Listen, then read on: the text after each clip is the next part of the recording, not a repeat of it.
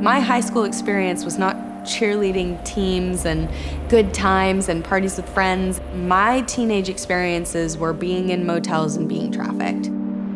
And that's what the kids that I'm working with today are experiencing. I do what I do now because I know that aftercare programs are necessary for survivors. I grew up with this sense of self that was really impacted by abuse, by abandonment. So when I was 12 and I started running away, it was really easy to be targeted.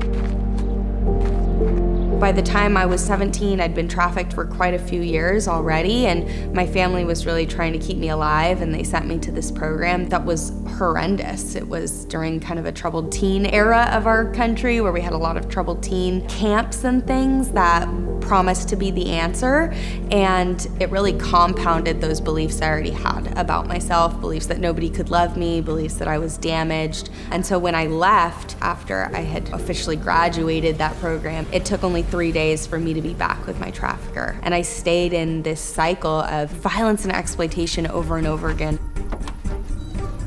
It really had to come to a point of going to a program was the only way that I saw as an option to get out or die. We talk a lot at Safe House Project about the 10 seconds of insane courage, and I got to a point at 27 where I was able to have that, and I was able to enter into a different program, and this time it was a safe home that was specific for women who'd been trafficked. I remember having this moment before I met the woman who was meeting me to take me to the program where I thought, I can run. I had this lie in my head that it wasn't the trafficking that was hurting me, it was somehow me not being good enough in the situation. I had to make a conscious decision in that moment not to run. These women that worked at the program are people that I really othered myself from in my mind, that I thought like they got married and had nice families and they just melt into society.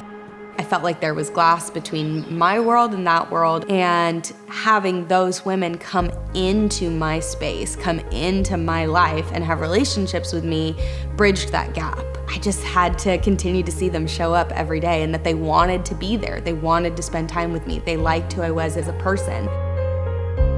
I like to describe it as like what kindergarten usually is for people, where it's like you draw a line with crayon on a piece of paper and they would have wanted to frame it and put it on the fridge and like shown everybody who came into the house. And that's really the way that they looked at us in the program. Like everything we did was just miraculous. And when you're treated like that every single day, you start to believe it. And so we come to this place now where I had the honor of being a big part of developing our Safe House certification, establishing best practices and putting together like if every survivor had the opportunity to move into the absolute perfect place for them, what would that look like? When I think back to that moment where I went into a safe home, if I had had somebody to call and say, Laura, I feel like I'm gonna run. I wonder like how much of the work that I had to do to even just believe that I was valuable could have been done prior. Safe House Project provides that from the day of exit. We've been on the phone with 18-year-old girls who walk out of their trafficker's home and get into an Uber because they trust the person on the other side of the phone. To have somebody who's walking in it with you, who can say, I believe in these programs, I believe in you, makes up for that deficit when you don't believe it for yourself. To be hope to somebody who's lost it, whether they're 12 and they've lost hope or they're 55 and they've lost hope, to be the person that brings that back in their life is the greatest gift.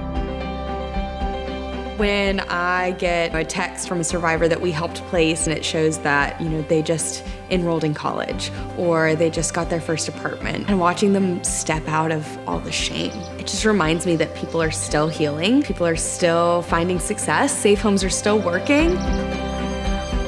My life and where I'm at 7 years after exiting is beyond anything that I could have imagined. It's hard to even imagine how life could get better than this. And I know that this is just the beginning.